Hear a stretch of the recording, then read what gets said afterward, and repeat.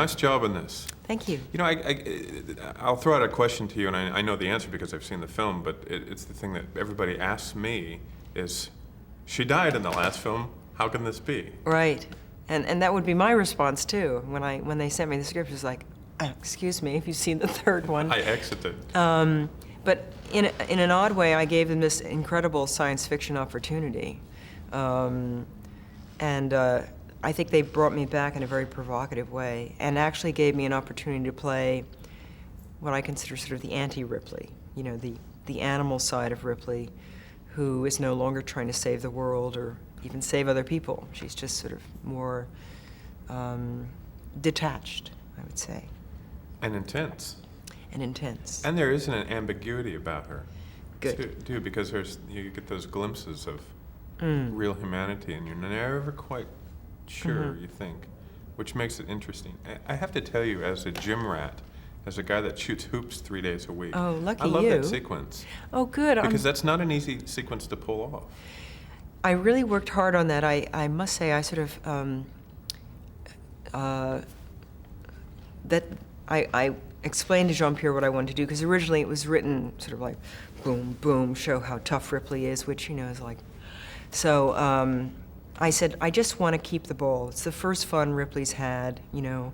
She's a prisoner, she's a guinea pig, let her have some fun. And so it was all about keeping the ball, and I had a great coach from LA, Nigel Miguel, who, you know, I learned to dribble, learned to shoot hoops, because I was not a stellar player when I was in high school. In fact, I think I was kicked off the team because I was like this big spider on the court, you know. You weren't a jock? I was not a jock because I was this tall when I was 11, and it took me a few years actually to catch up to my height. So instead I took a lot of dance, which in fact did kind of center me. So I think I'm a much better athlete now than I was then. I want to ask you a question about acting, a little more internal. I hope I can answer it. I think you can. You're smart enough, you're bright enough, you're up for the challenge. If you take away any sense of income about what you do and publicity and notoriety about what you do, and it just gets down to the moment of doing it, what do you really love about acting?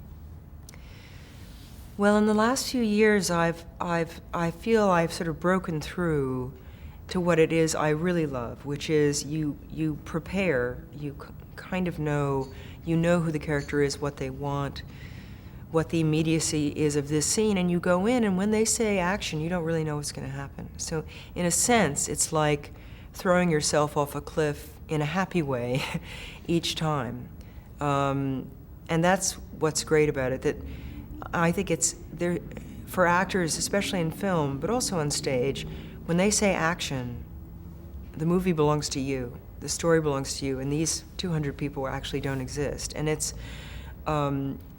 amazing to me that the two realities can coexist together so easily, but that is, I think, what happens if you stick at it long enough. They say it takes 20 years to become a good actor, to become an actor, and in my case, I think that's true. So in a sense, at some point you reach acting puberty. You Yes. grow up or you grow into it? Well, I think I started at acting puberty, and now I'm in, now I've graduated. Very good. You have a little bit of a Dallas, a Texas connection. I did the Dallas Shakespeare Festival in 1981 or something. You remember the show? What show? As You Like It. Yeah. And we did it out by the fairgrounds, and it was funny because you used to see, you know, used to be doing the Shakespeare on stage, and then wearing these very heavy costumes in like 110-degree weather. Very hot. And you'd see the Ferris wheel, and you'd hear Michael Jackson, and it was like probably Shakespeare's day, where everything was going on at once, all the sort of entertainments. But I was very touched, actually, by how seriously the Dallas audiences took it. A lot of them brought books and followed along, and they certainly made us feel very welcome. And I really fell in love with Texas, and I haven't actually worked there since, and I miss it. There's only one place like it, you know. It is unique.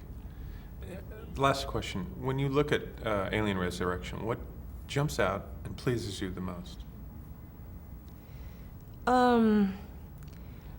I think, well, first of all, the fact that we're doing it at all and doing it so well, I mean, if you ask my opinion, that's to me sort of a miracle. But I guess to me, the idea of playing the other side of Ripley, this sort of more predatory side, And the idea of playing with Winona Ryder, who is, in a sense, the other side of my main relationship, they were very satisfying. It was a very satisfying picture to do because I didn't have the burden of trying to save people anymore. You know, I didn't have to be the good person anymore.